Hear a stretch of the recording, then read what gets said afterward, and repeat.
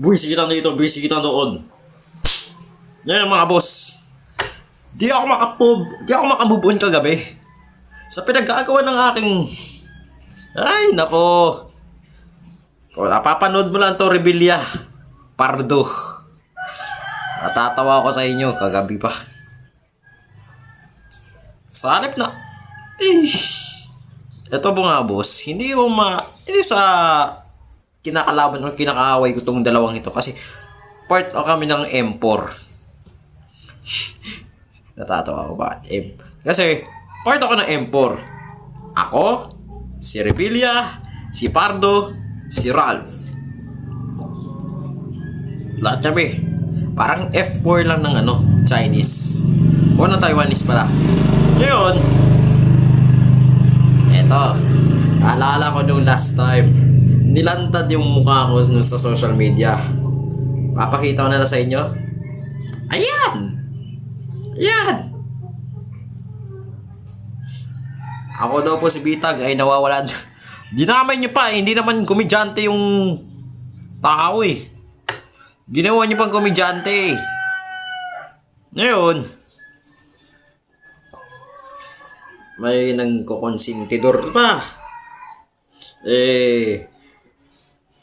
Ito kasi mga boss, hindi sa kinakaaway ko yun dalawang kaibigan.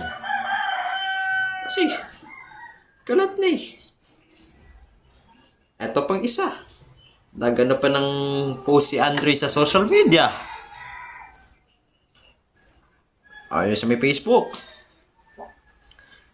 Tapos, Rebilla. Mapapabunot kita dyan mamaya pag napanood mo ito. Mapapabunot ka talaga, boy.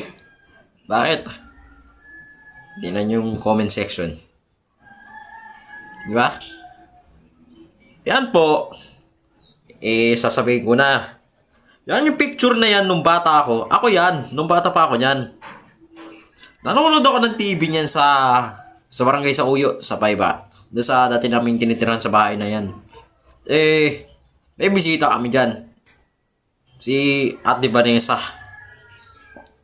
Pinicture ako ni Ate Vanessa. Tinawag lang ako. Kala ko anong papaano sa akin ni Ate Vanessa. Pinicturean ako. Tapos hindi ko alam na yung profile ko pala sa Facebook. Diba?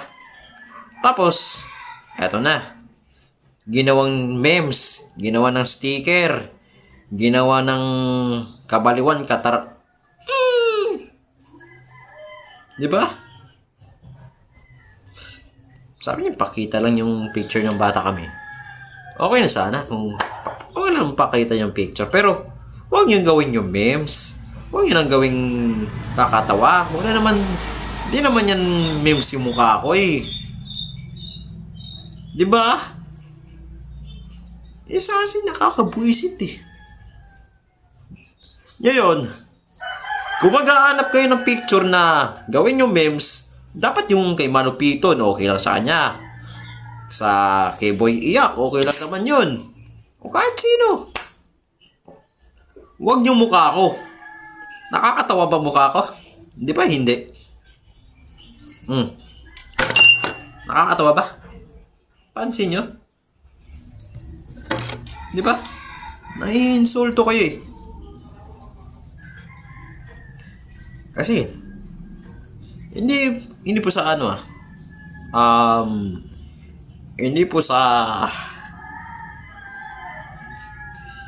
ng isipin natin na nang gagalaiti o nang aabuso. Ngayon, ayaw ko lang mapahamak ako. Ayaw ko lang din na bibuisit.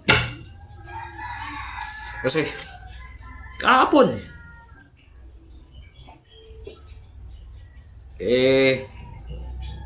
nakakailang pang bibuisit sa akin yan eh. Pero, ipaglalaban ko pa rin yan. Unfiltered.